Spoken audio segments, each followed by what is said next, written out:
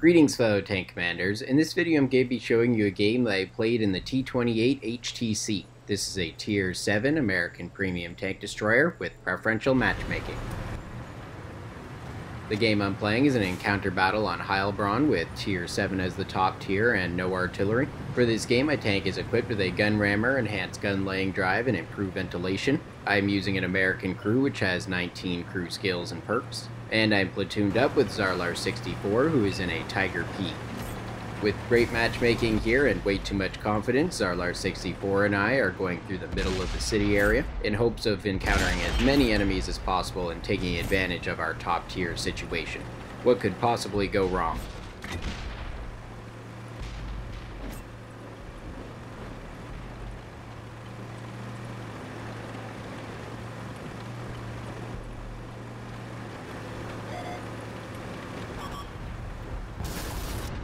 I wanted to take advantage of this T29 being extended in an awkward area. From there, he's under threat from multiple directions.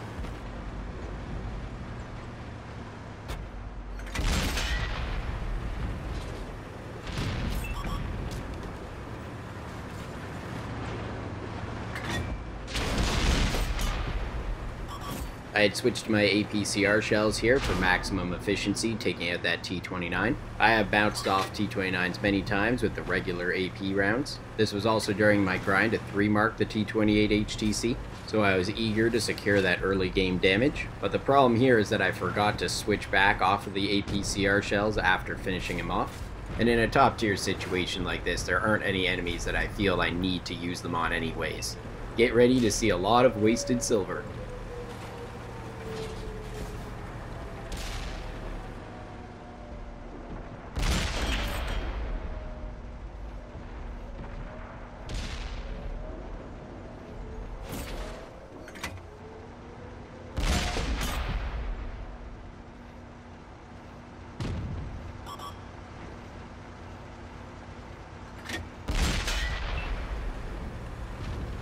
My team has managed to deal with the enemies that were contesting the encounter base, but unfortunately the enemies that won the inner city fight are now starting to push towards my location. And this is not really an ideal situation to be fighting these enemies, no matter what tank you're in. I'm not close enough to a bridge to streak across the water, and I've got an enemy on the high ground to my left and an enemy on the low ground to my right, which just makes this awkward to deal with.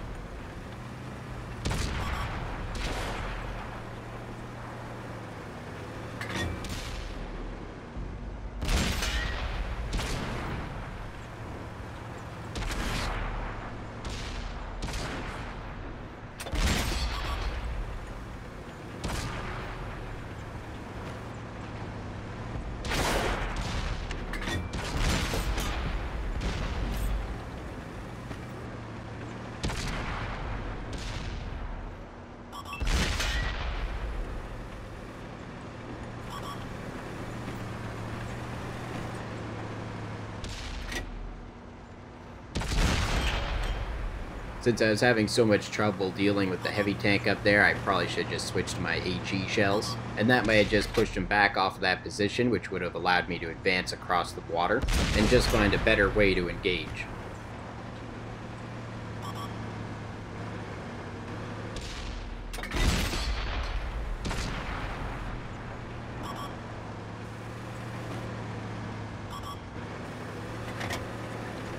Oh look, the enemy has come up from behind. How adorable.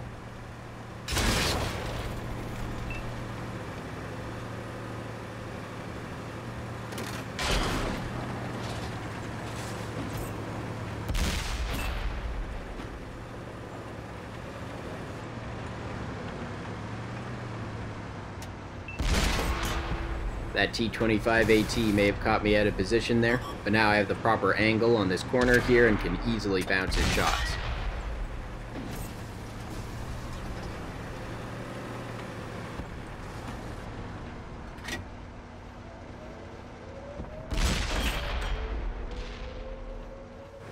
Zarlar64 managed to take out that bothersome heavy tank in the city. Now we can focus our attention on the enemies capturing the base. Unfortunately, the rest of my teammates got destroyed in a very short period of time, which now puts me in a 1 vs 5 situation.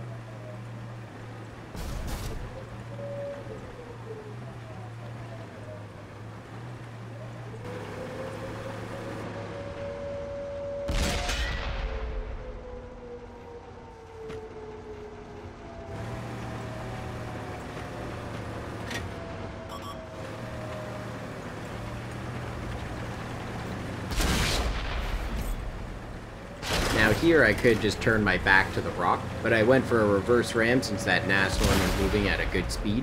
It didn't work as well as I'd hoped, but instead of continuously hugging my side there, he decided to try and get a shot, and even with my slow turning speed, I was able to get a shot on him thanks to my wide gun arm.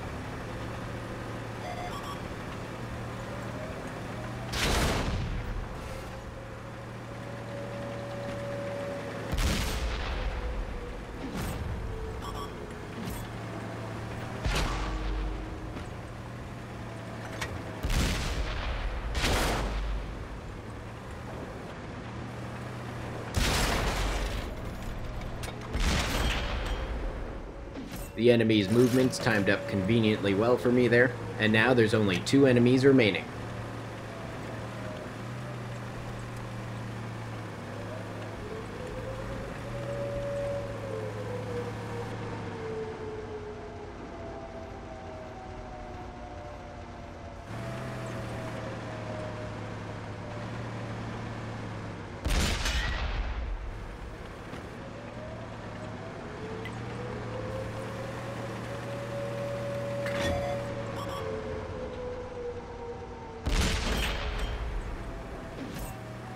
Unfortunately, it took me quite a while to get a base reset on that Jagdpanzer IV, but even if I had of, it would have been difficult to get to the base in time with this tank being quite slow.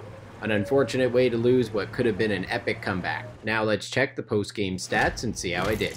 For this game I earned 3,000 silver without any multipliers. The earning potential would have been much higher had I not been wastefully firing those APCR shells, and earned 5,417 experience with a 25% multiplier and 750 from an AWP. In this game I dealt 4,607 damage, assisted with 134 damage, and destroyed 7 enemies while blocking 2,430 damage. This earned me High Caliber, Mastery Badge Ace Tanker, Top Gun, Devastator, and Steel Wall. I placed at the top of my team, earning a base XP of 1,371. Not bad for a defeat. I managed to hit 20 of my 26 shots and penetrate 17 of those. Zarlar64 also had a good game, coming in second. Victory would have been a lot easier if we had been able to tackle those 5 remaining enemies together. With a turretless tank destroyer like this, it's so useful having a good teammate watching your back. In terms of crew and module damage, I injured the radio operator in the T29, and destroyed the engine and injured the driver in the Jagdpanzer IV. Well, that's all for this video. I hope you enjoyed seeing that fun game with the T28 HTC. I have a lot of fun with this tank, and in the right top tier situations, it can be quite a beast. Stay tuned for more awesome World of Tanks videos.